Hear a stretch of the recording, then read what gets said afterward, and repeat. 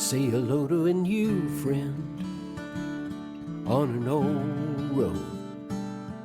Take a 2-lane trip of memories into mysteries unknown. Come along for the ride. Jim Hinckley's America.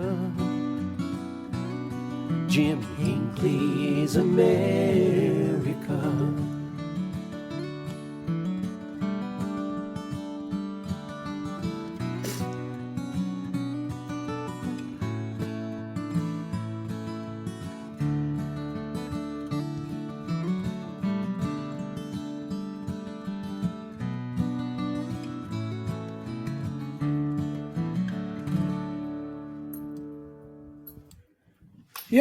Today we're going to do things a little bit different kind of road trip. With the advent of cell phones, everybody thinks they're a photographer. Well, there's a distinct difference. We can take pictures like never before. We don't have to worry about the cost of getting film developed. But there's a distinct difference between taking pictures and the fine art of photography. Storytelling with pictures. Our guest today, a good friend of mine, David Schwartz. He's truly an artist with a camera. Mr. David, hope your hat still fits. Let me loosen it up just a little bit. Good morning, Jim. It is so good to hear from you. How's things in your neck of the woods? A little bit cold and rainy, but everything's turning green here, so I'm grateful for it. Everything's drying up and blowing away out here, but hey, we do live in Arizona. Right. Oh, you guys have some beautiful skies out there. Oh, we do. David, thank you for doing this morning, taking some time. My wife was pretty handy with a camera. I take pictures. Yeah, like say, you have an artistry. And there's a distinct difference. You are an illustrated storyteller. Thank you. I, for one, really appreciate what you're doing. Gosh,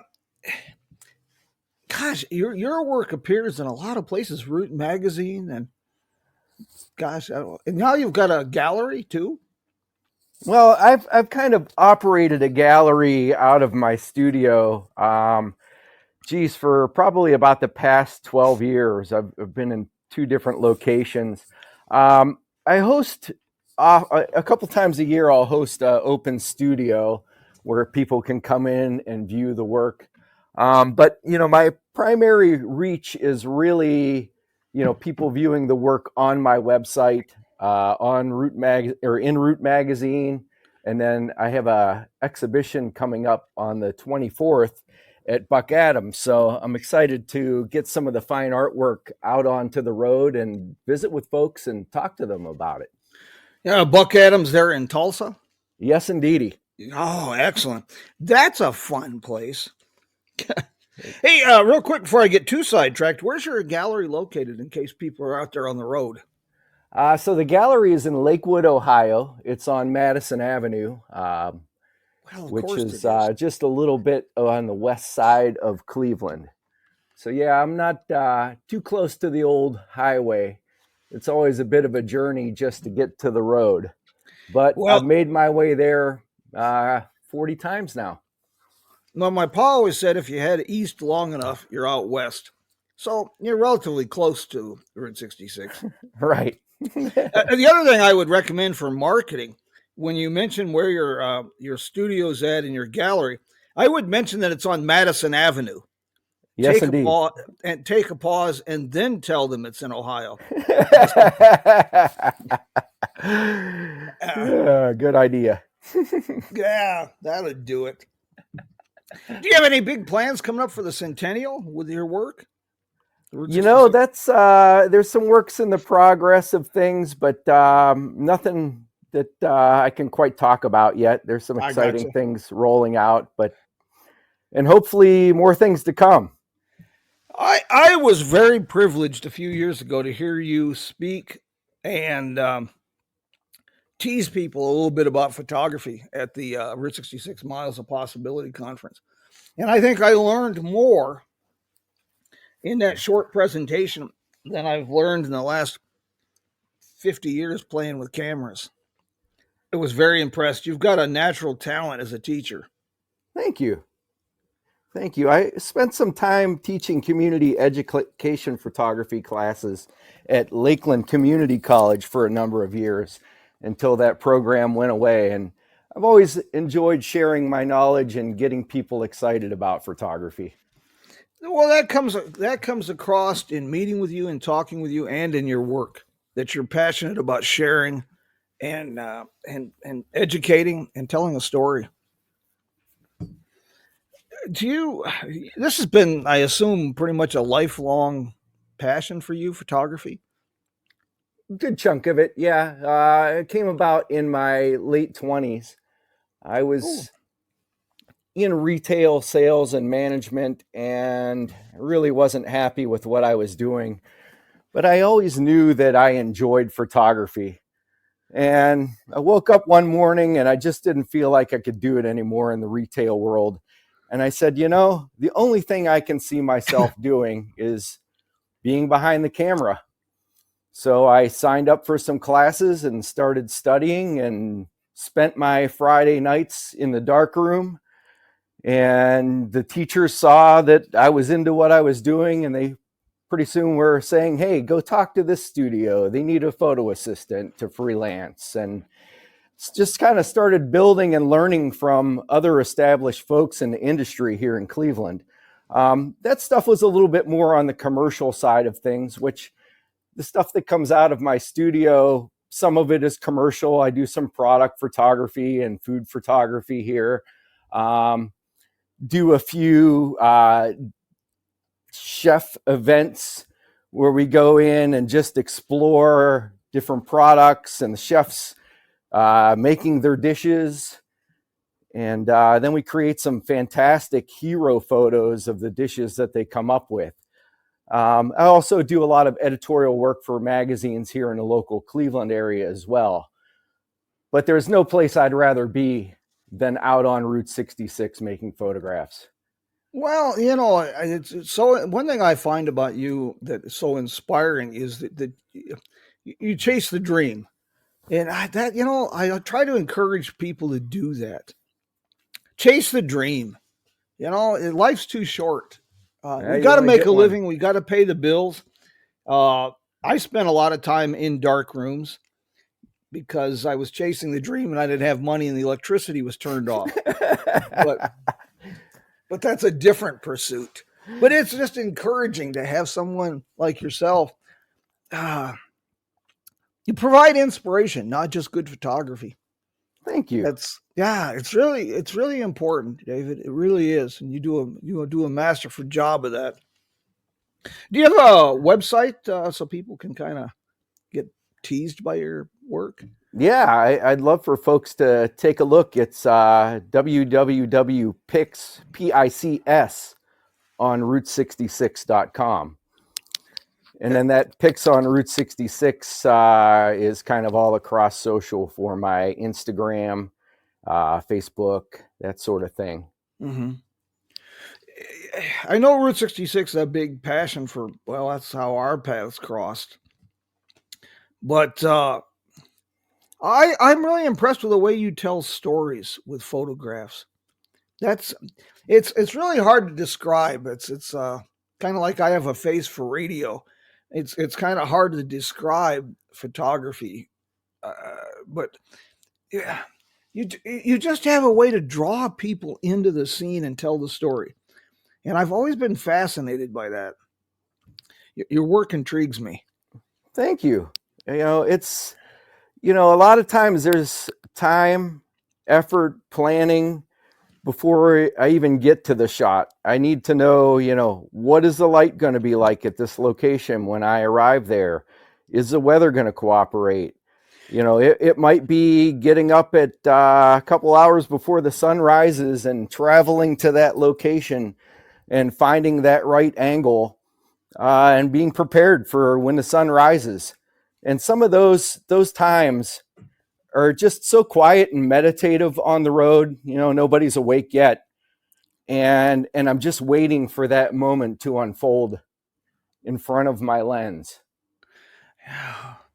This is you and I've talked about this a little bit. Technology is such a blessing and a curse. You can research a location now with Google and Street Views. You can do your homework, so to speak. Indeed.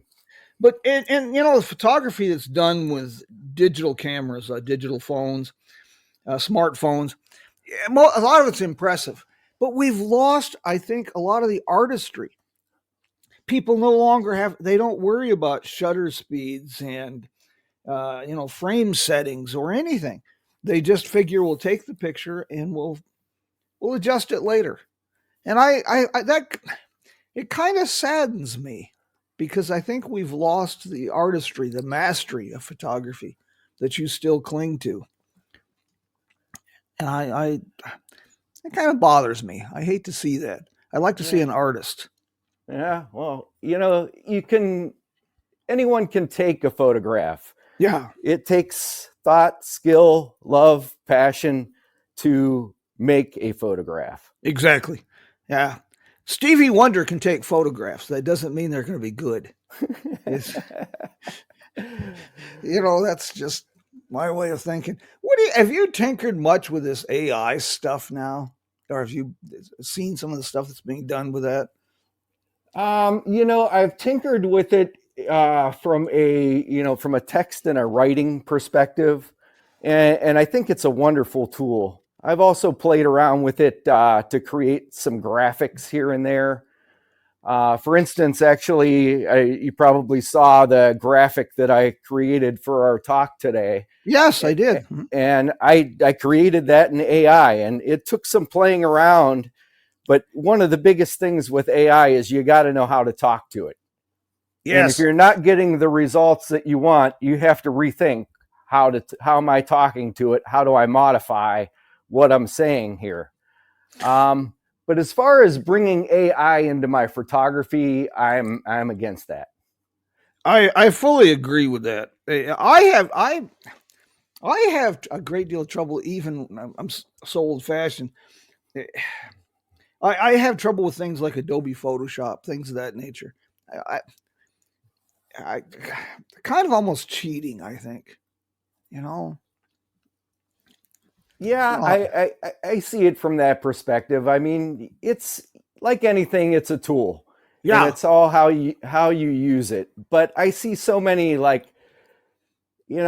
been seeing photographs or what's called a photograph of Route 66 of places that don't even exist on Route 66 that people are posting out there and touting them as being on Route 66. And I see that and I'm like, boy, I have been all up and down this highway over 40 times and I've never seen that.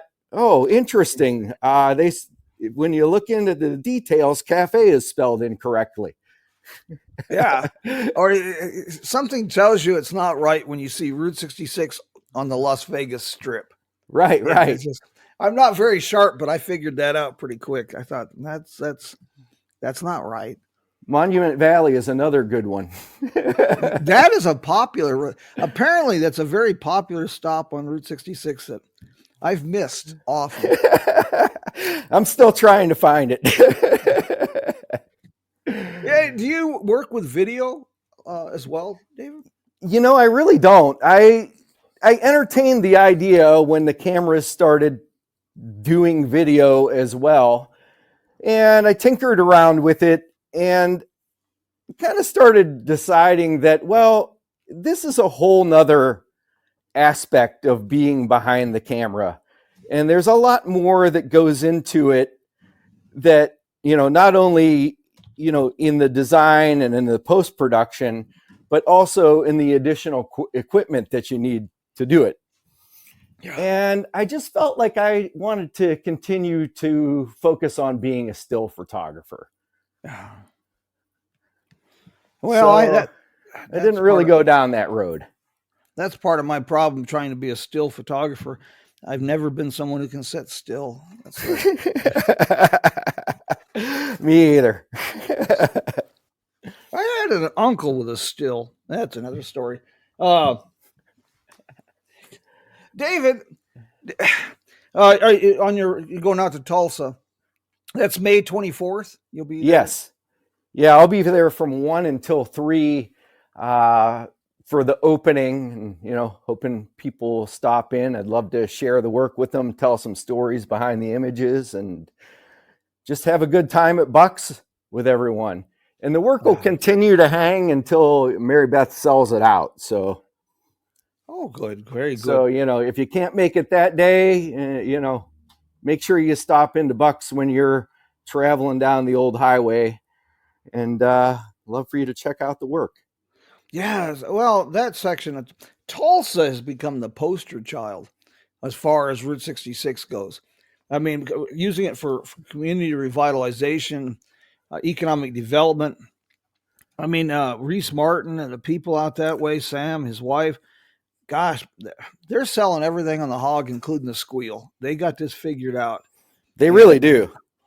I'm impressed by Tulsa and the folks that are there that are so dedicated to bringing the road back.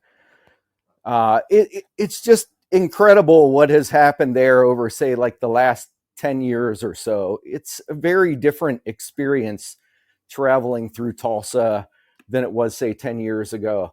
I can spend so much time there making photographs and exploring and always find something new. Yes. I don't imagine, since it's so close, that you'll be also going to Tulsa for the Route 66 Road Fest. That's unfortunately not. Yeah, I would love to make Road Fest one of these days. Maybe it'll come around for me next year. That's one of the things that's so difficult being, at minimum 6 hours away from the road, is there's so many great things that go on. But, having a family here and also, operating my photography studio, it's hard to make it away, any more than probably about 3 weeks to a month a year to get to the road. Well, Route 66 is unique. It has its own culture, its own community. It's unlike any other road I've ever experienced. But in the area where you're at, there's a lot. And as far as having the time and this whole working for a living just interferes with so many things in life.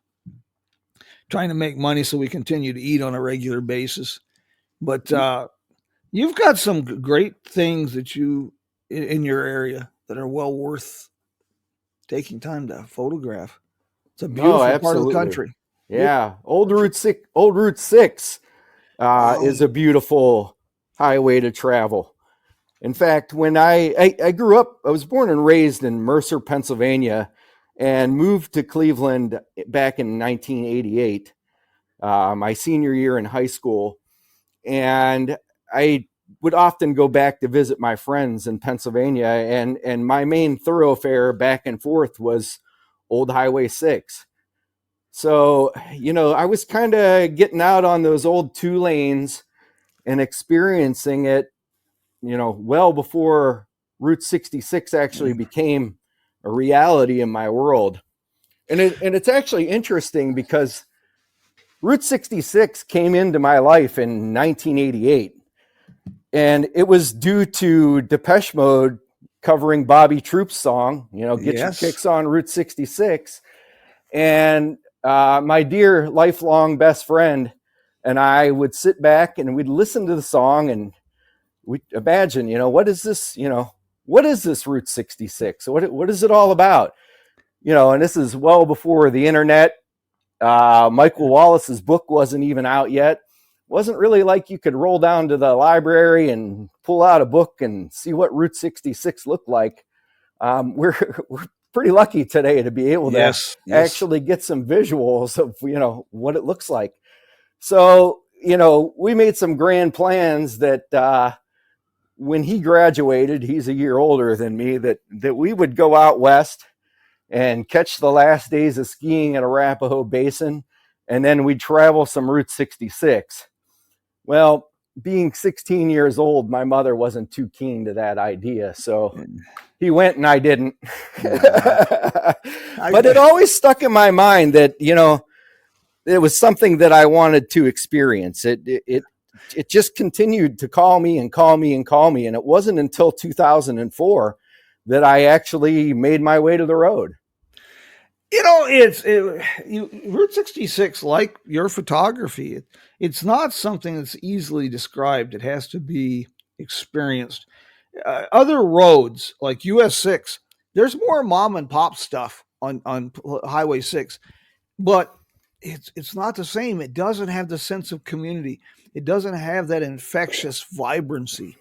There's just something. Route 66 has been infused with some sort of a magic. Oh, absolutely has.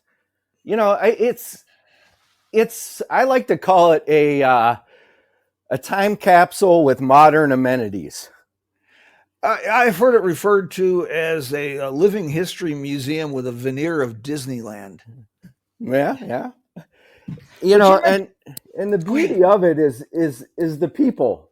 Yes. And the fact that they are just so welcoming and willing to sit down and talk to you and give you some history, tell you about their life, let you know what you got coming up that you can see down the road.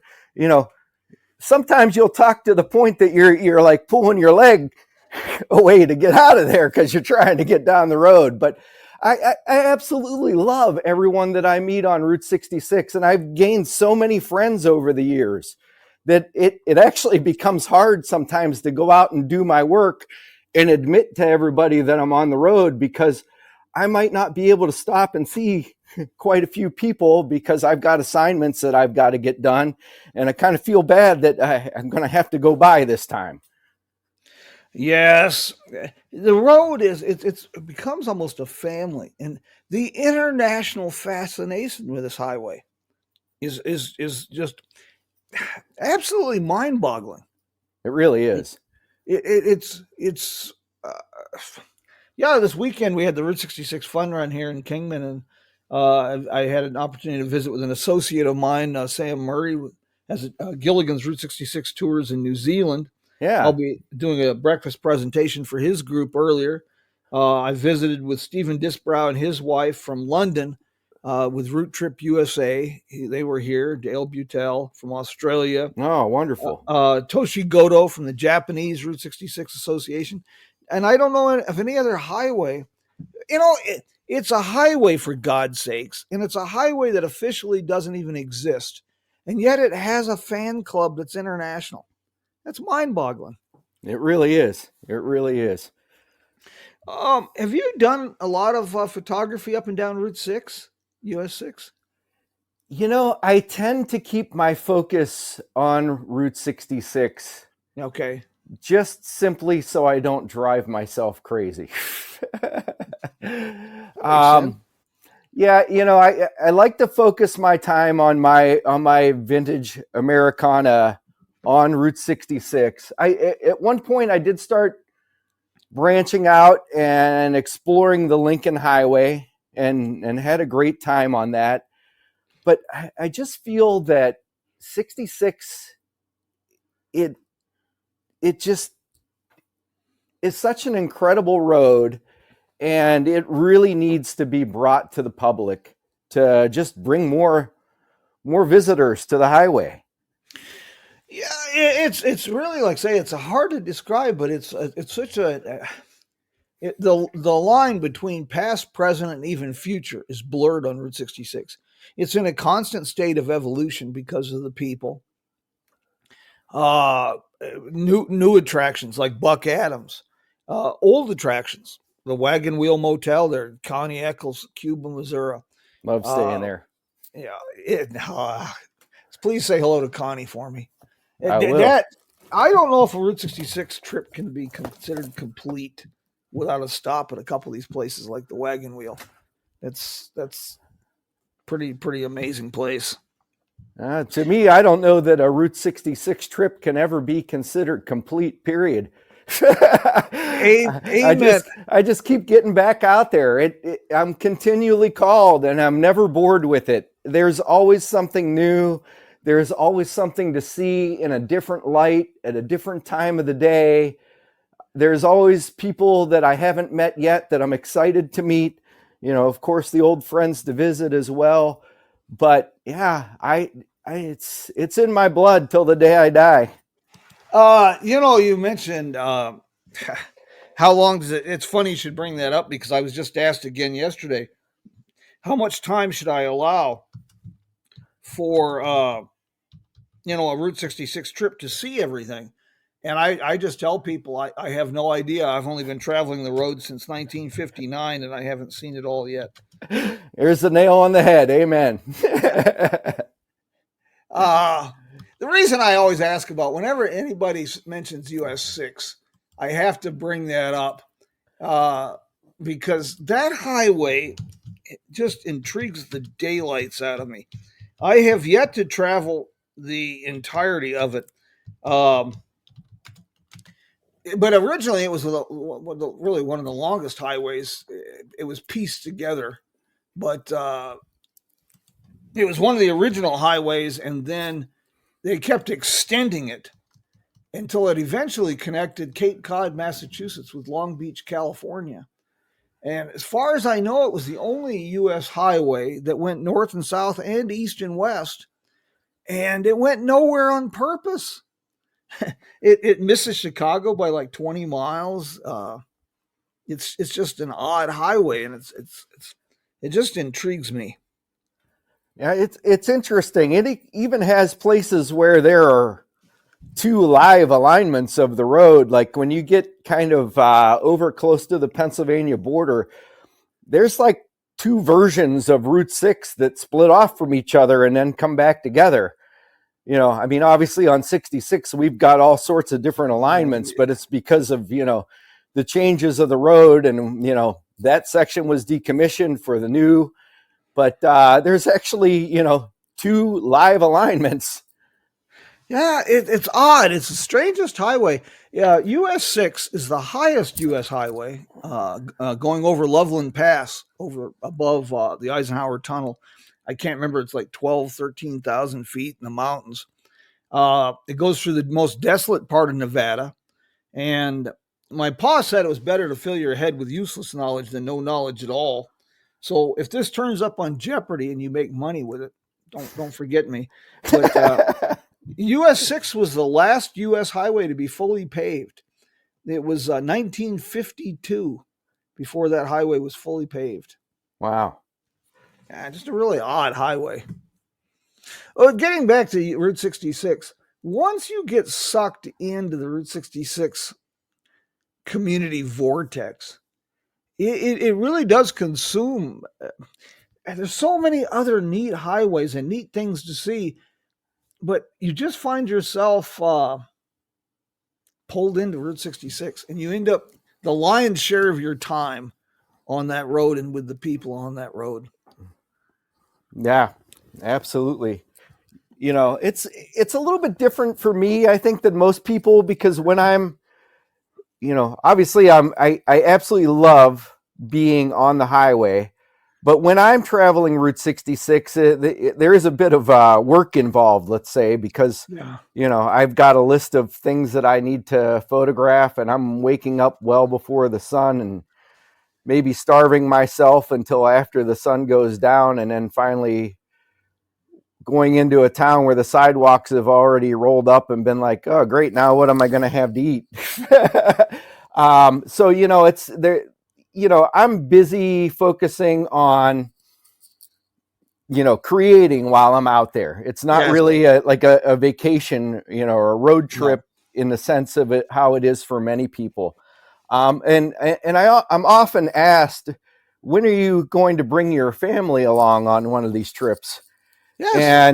And to me, it's kind of a joke, but they'd hate me if I brought them on one of these trips, because they wouldn't want to live a quote unquote vacation where they had to deal with that guy. So I typically save my vacations to go other places and actually like unplug and unwind and relax. And I take those with my family. Yeah.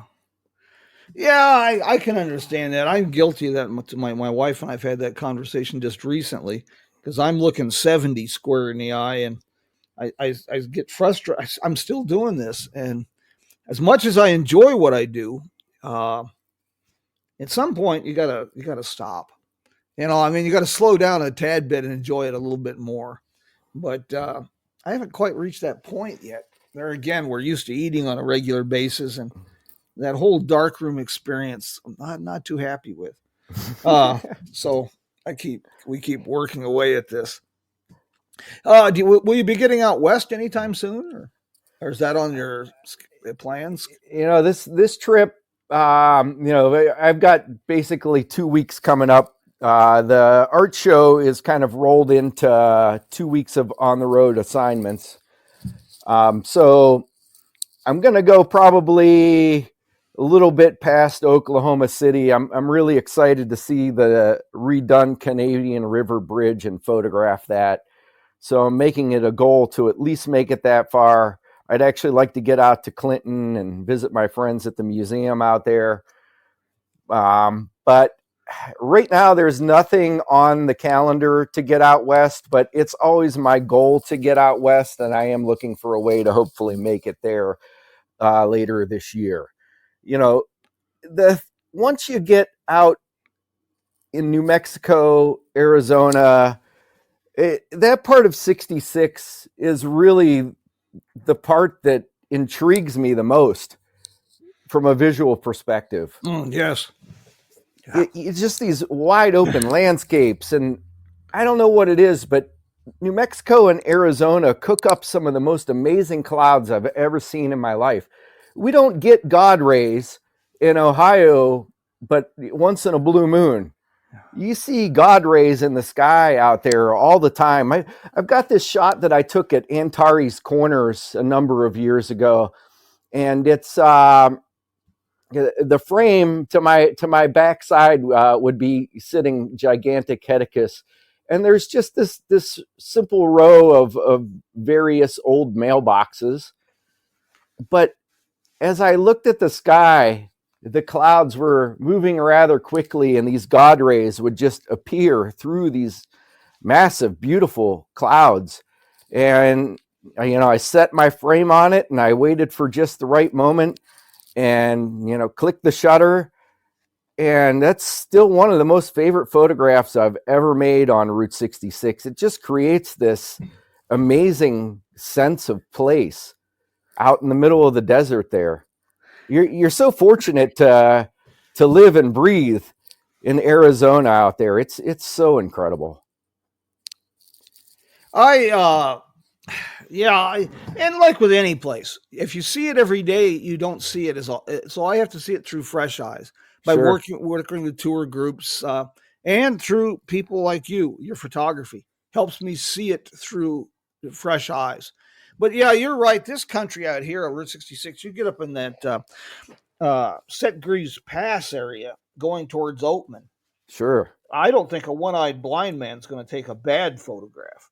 Nobody might fall off the edge. Yes, but the artistry of it, that we need people like yourself to sell that. It's just it's spectacular out here. I'm from back east. I'm from your country, Michigan. I was originally born in North Carolina, spent a lot of time on folks' farms in Tennessee and Alabama, and we lived in Michigan, where my pa was from, before we moved out here to Arizona. And I say this often, but when I first moved out here, I thought it was the place they warned me about in Sunday school. But it's grown on me. I'm one of the dry roasted nuts that live out here on purpose. I love dry roasted nuts, and I just enjoy this country immensely. I just do. Your work, though, David. Have you ever thought, as if you didn't have enough things to do, have you ever thought about doing a book on the photography of Route 66? Not just the photographs themselves, but the stories behind the photographs. That lives in my mind constantly, and one day it's going to come. Even though I listen to my writer friends, yourself included, talk about how, creating a book is just all about the passion. It's not that, you're going to get rich off of it. Kind of like photography, isn't it? Right. Yeah. Yeah. I think it really, for me, it comes down to finding that right publisher to take on the project with me. I don't want to self-publish a book because I want it to be done on the best quality paper, beautifully hardbound coffee table book that, you sit down and you're proud to have that represent Route 66 on your coffee table in your home, and it inspires stories of the people that come over and sit in your living room and visit with you. Yeah. So it's definitely something that is in my mind. It's just finding the right publisher to work with to create it. Yeah, that's always a challenge. Publishing is very much like photography, writing. It's it's you've almost got to be a masochist, I think.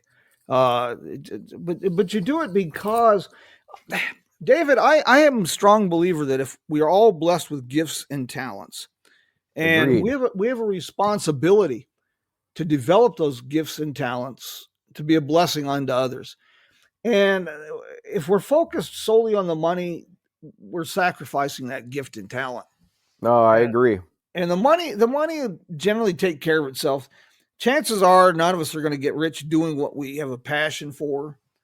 But the wealth comes from the experience, being able to live the dream, and from seeing how our work affects people.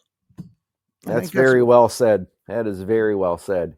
I think that's the reward. Do you do a lot of gallery showings at your studio?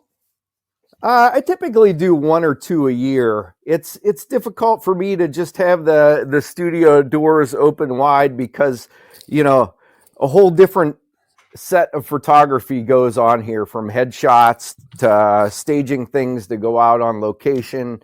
And it just, with having a family as well, it just is too difficult to add that on top of everything as well.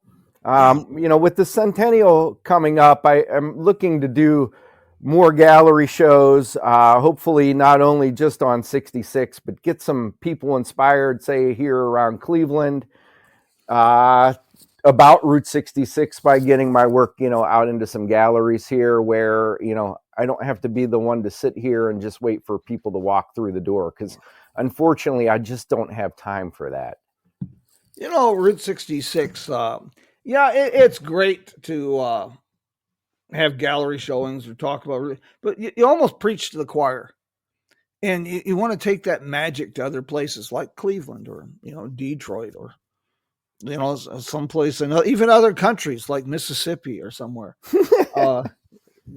You want to get it out there and encourage people to get out on the road. Yeah, I feel like I'm in a really big growth period right now with my 66 work. I've been at this for over 20 years, but I feel like it's in a large growth state right now with, just getting the work out there more, looking to get more licensing deals and work with other magazines, national publications, and that sort of thing to help bring Route 66 to a greater audience. So there's kind of that aspect as well. I've got an archive of images that I could help anybody tell any sort of story that they want to tell about Route 66 in their magazine. I'll include that when I publish this later today, that to get a hold of you for that. Yeah, that would be great. Yeah, I'm always looking to help, bring Route 66 to a wider audience and, get more people on the road, visiting my friends and supporting their businesses. I refer to that as telling people where to go. You're good at that. Well, you are too, but in a more visual way. David, I just, of course, Root Magazine is one of your primaries, but if you get a chance, that's a top-rate magazine. That is superb. We've worked hard on it. Yeah, and you've contributed mightily to that. I'm so proud to be a part of Root. It's been It's been, I think, about 9 years since Brennan and I started talking.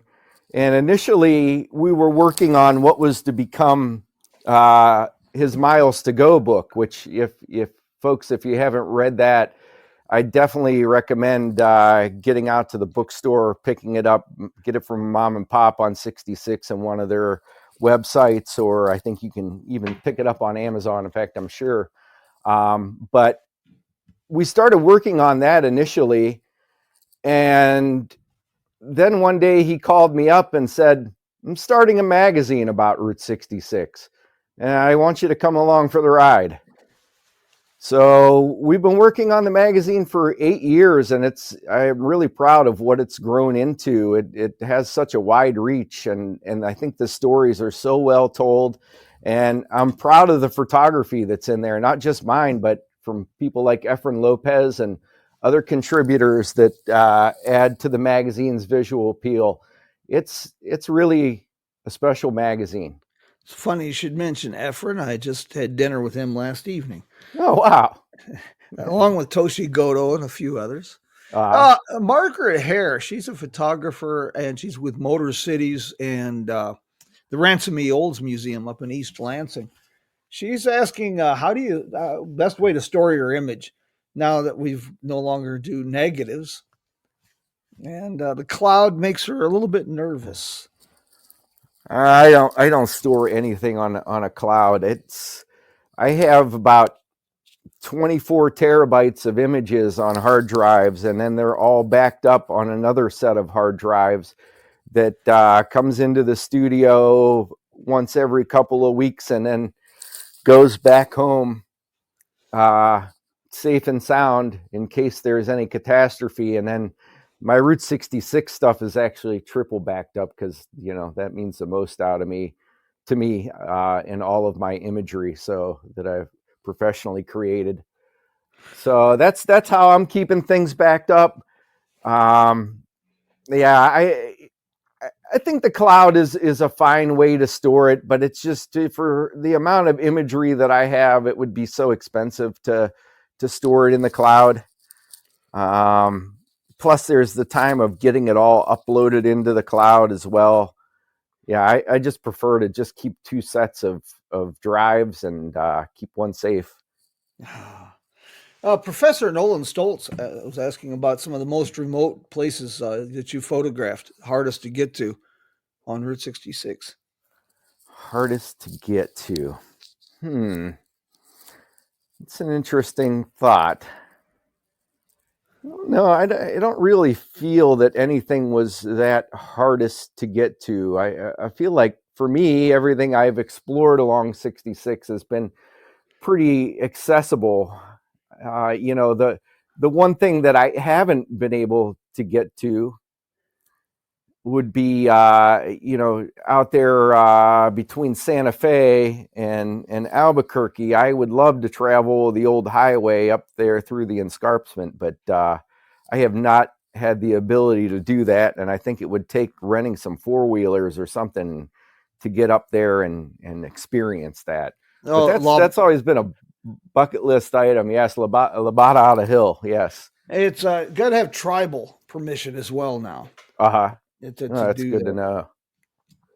Yeah, I guess probably the hardest thing that I think a little bit more about it would be the Painted Desert Trading Post. And in fact, the first time that I tried to get out there and see it, I just kind of got lost on little desert roads that my car was not enjoying very much until I finally gave up. And then finally on another trip, I was able to get some directions from Rich Dinkala and get out there and experience it. And I can't wait to get there again to see it in all of its glory. It just looks simply amazing what the team has done on that out there. Yeah, I'm so glad that they, gave that thing a new lease on life. Because, I tell you, it was not long for this world. It was pretty bad shape. You get off on some of these old alignments, and Professor Stoltz, he's done remarkable documenting some of these most obscure places you've ever heard of. But you get into some of these alignments. We talked about US 6 having different alignments and things. But Route 66 has gone through and continues to a lot of evolutionary stages. And there's some pretty amazing sections that just don't get explored. The Ash Fork Hill, if you get a chance and you're out this way, is pretty interesting. Has to be walked, but that's a pretty interesting stretch of Route 66 coming down the mountain into Ash Fork. Yes, it is. I've traveled the somewhat of a road that still exists for part of that trek, and I've done it. Boy, I can't remember the name of the street that or the exit that you get off at, but there's an exit there, kind of in between Ash Fork and Seligman, if I remember correctly, that you can get off and you go to the north, and you can run some of the old alignment there. As long as you're not too concerned about messing your car up. And I had a rental car and that's wasn't perfect. very kind to it, but well, I understand that there is more of it that you can get out and walk. I haven't had a chance to do that. I think that would be a pretty interesting thing to experience. Rental cars, everybody knows rental cars make the best off-road vehicles. Yes, they do. And for smokers, the floors are shaped like ashtrays. They never need oil changes. They're just quite amazing. They even fly.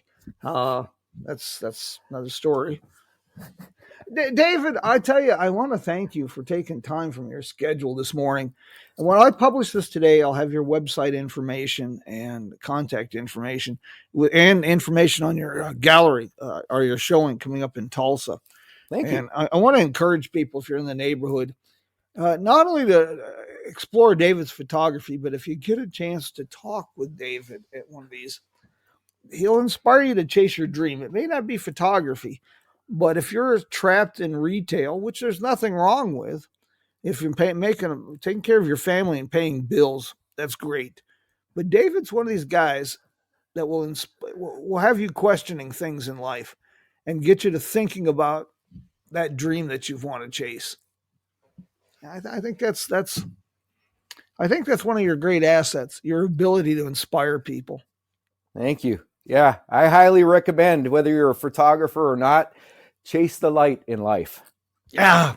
Well, that's it. I've been doing this full time now for just about 10 years. I developed eye trouble on my last job, and I could no longer see any reason to put up with what they were doing, and they couldn't see any reason to put up with my increasingly poor attitude. Shannon has asked how Route 66 photography has kind of enriched you spiritually. That's kind of a deep thought. Yeah, it sure is. That's exactly what I would expect from Shannon. She's a good interviewer. I have a feeling that Shannon might know you better than a lot of people. I would agree. In fact, she'll be my future wife here in a little bit more than 2 months. Oh, great. I can't wait to marry her. Thank you. Shannon, I am so excited to hear that. I would like to give you my congratulations and condolences. I see Route 66 as a mindfulness practice, and it's slowing down and taking the time to be. And that's for me, because I'm always on assignments and things like that. That is not always necessarily the easiest thing when I'm trying to get from A to B. But when I do get there to that place and I can be in that moment and exist and experience and, see and feel and then be able to capture. David, I think that really sums up the essence of why so many people, you got to be my age or older to have a real association with Route 66 when it was a highway. So what is the appeal to younger people such as yourself or even younger? Well, I think you just summed it up. We live in a cold, generic, impersonal world right now.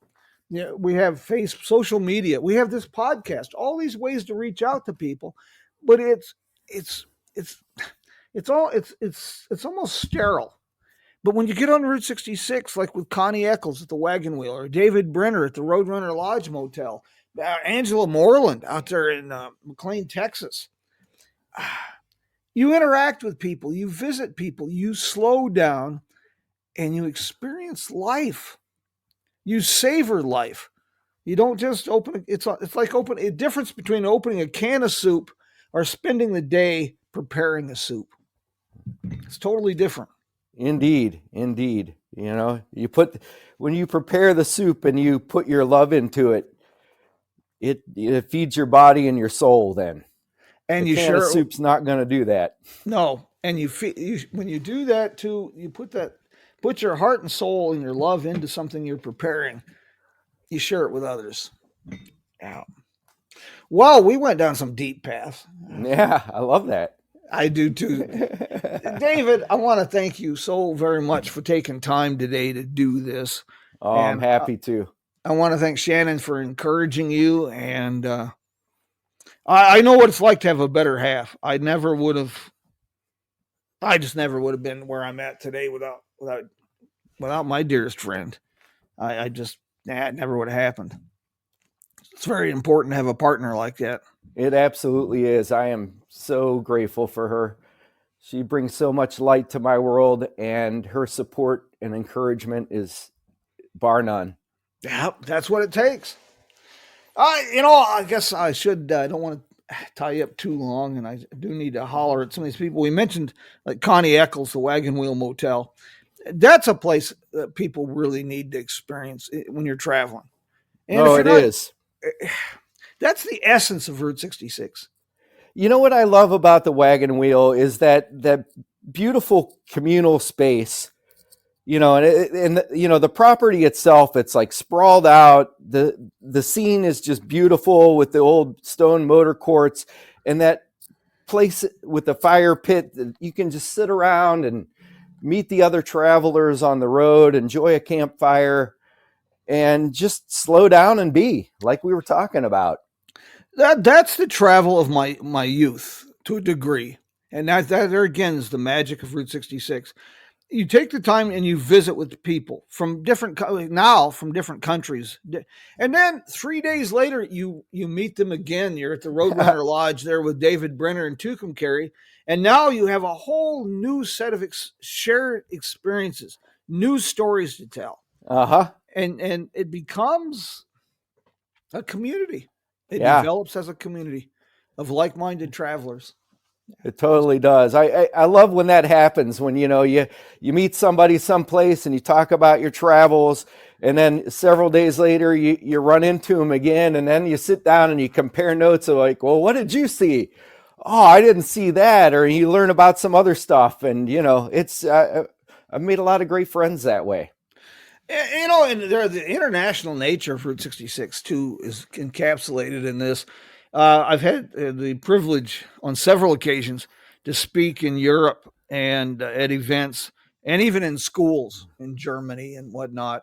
And it's so fascinating to walk in to have a beer somewhere in Belgium.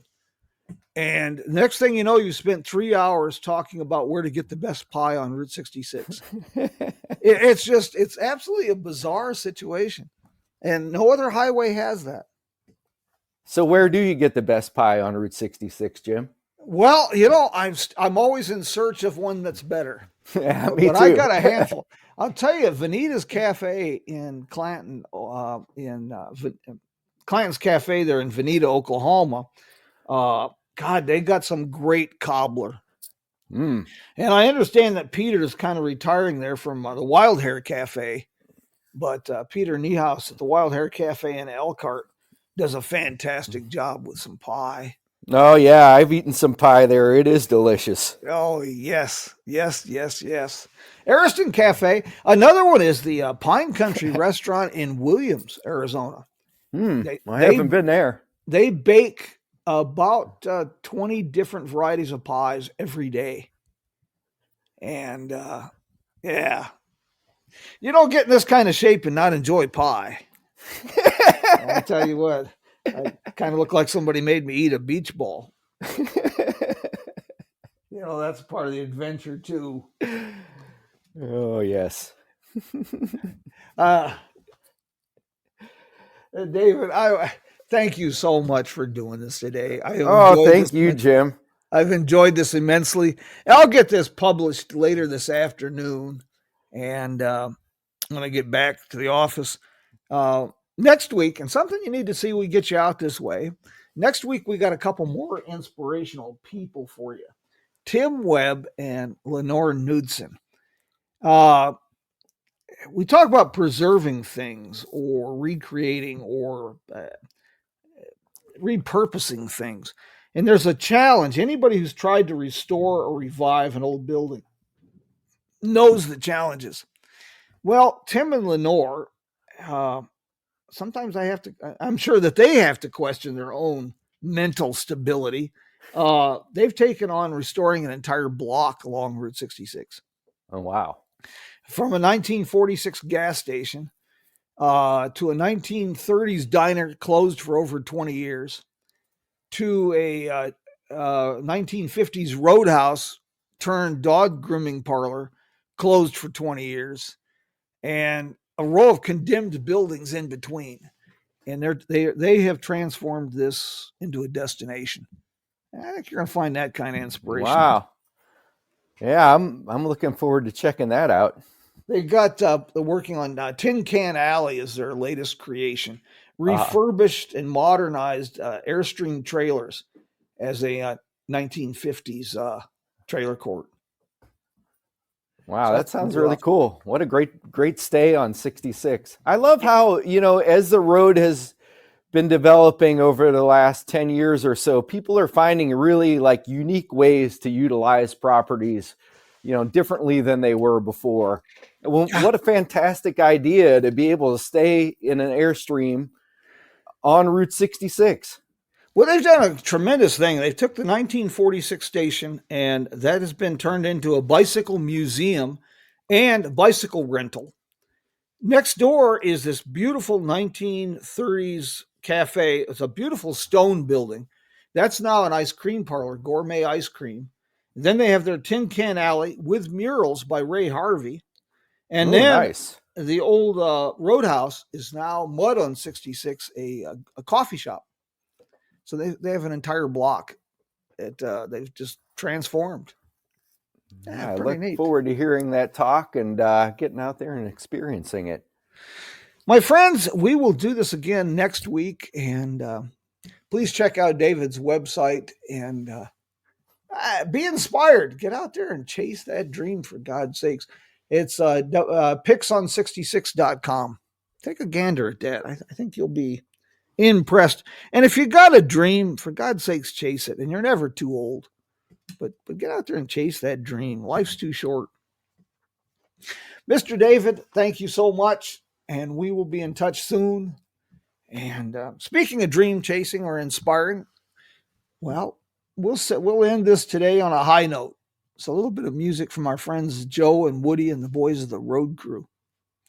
David, Shannon, take care and have a good day, my friends. Thank you for what you do, Jim. I am so grateful for you. Well, likewise, my friend. It's a team effort. It's a community out there. Absolutely is. My friends, we'll do this again next week. Vaya con Dios. Thank you, David. Thank you so much, and thank you for everyone that tuned in to check this out. I appreciate it. Bye-bye. Bye-bye.